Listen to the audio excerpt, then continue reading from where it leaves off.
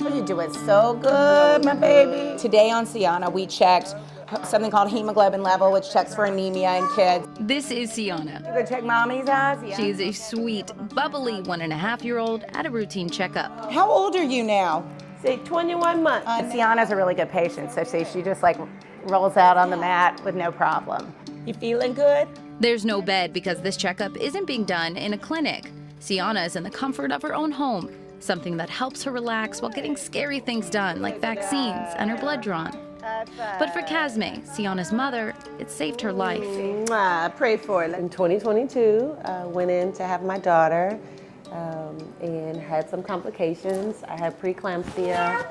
I ended up with 3 surgeries, 5 blood transfusions. I was in the hospital 9 days.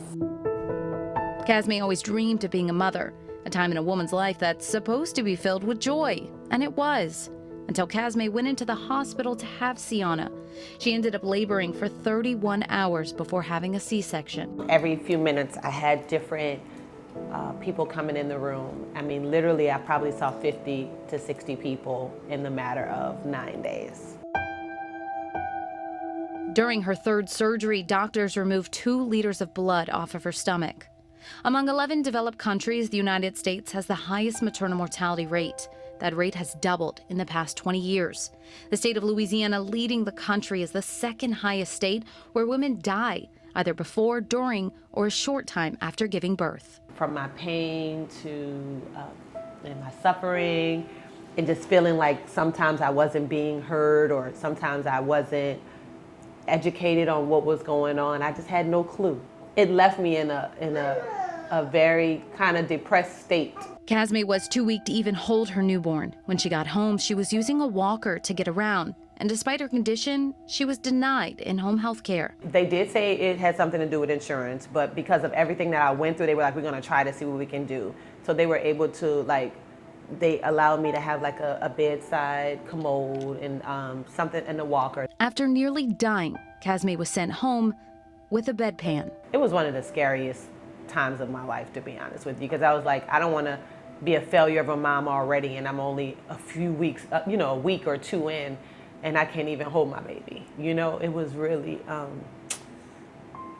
was kind of heartbreaking because I had been waiting so long to have a baby. Color his shoe. The numbers are grim, but this story is not just about the numbers. It's about the people changing the narrative.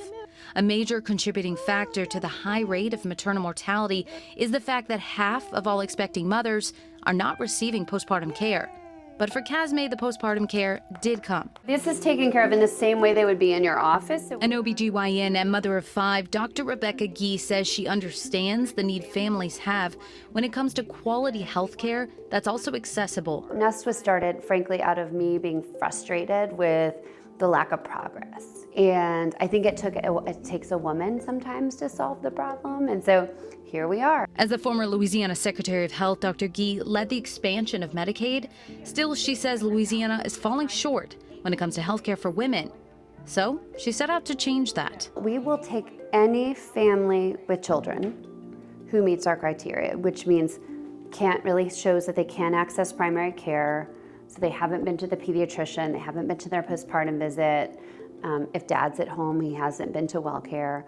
Combine that with, you've got some chronic conditions in the home. Any concerns about her hearing or her vision? From their non-traditional care model to the pink and green paint throughout the office, Nest is redefining what medical care looks like. This is our primary care on wheels. So even their clinic has been reduced to a black bag on wheels, small enough to carry on a flight. At your home, we'll do your labs. So with Nest, the entire family receives care in one visit, whether that be physical or mental. Providers see just 5 families a day, making it easier to form close relationships. We had a mom tell us, we said, why didn't you go to your postpartum visit?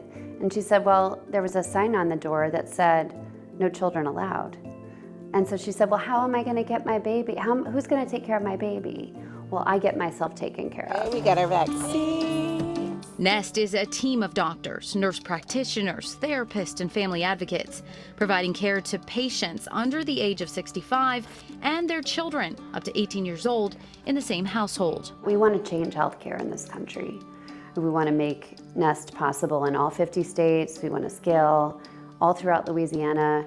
We want to change the narrative around maternal and child health, making sure that every child, every mom, every parent gets the kind of health care they need. Dr. Gee launched Nest in March of last year.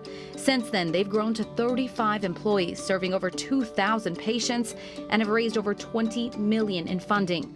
Currently, they are taking care of Medicaid families. We are the first company to be able to do vaccinations at home at scale for children. So figuring out how do we get vaccines in a bag in 100-degree heat in the summer and make sure that they're the right temperature. So pretty, mama girl, yay. For families like Casme and Sienna, it's the kind of care that can and has changed their outcome. I'm grateful to be alive, and I'm grateful that she was good. She's still a perfect baby. Mwah! That's not lipstick, no. She in it now.